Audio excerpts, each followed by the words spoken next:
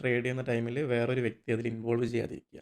May be നിങ്ങളുടെ friends ഉണ്ടാവും, അല്ലെങ്കിൽ ഫ്രണ്ട് സർക്കിളിലുള്ള ആൾക്കാരോ അല്ലെങ്കിൽ വേറെ ആരെങ്കിലുമൊക്കെ ഉണ്ടാവും ഇങ്ങനെ നിങ്ങളുടെ കൂടെ ട്രേഡ് ചെയ്യാൻ അല്ലെങ്കിൽ അവരുടെ കൂടെ പഠിക്കാം പിന്നെ എന്നുള്ള രീതിയിൽ കൂടെ ഗ്രോ ചെയ്യാം എന്നുള്ള രീതിയിൽ നിൽക്കുന്നത്.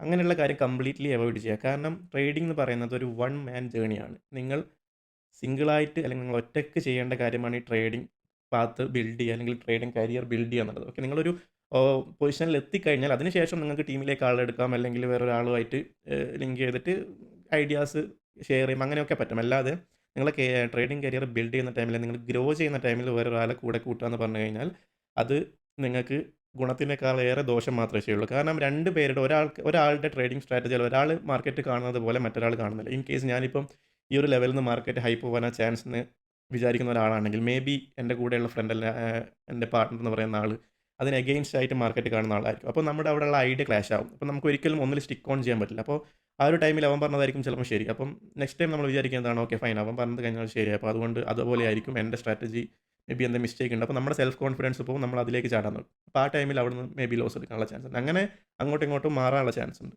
അപ്പോൾ this is a one man journey. Do it yourself. There is no friend in trading. Okay.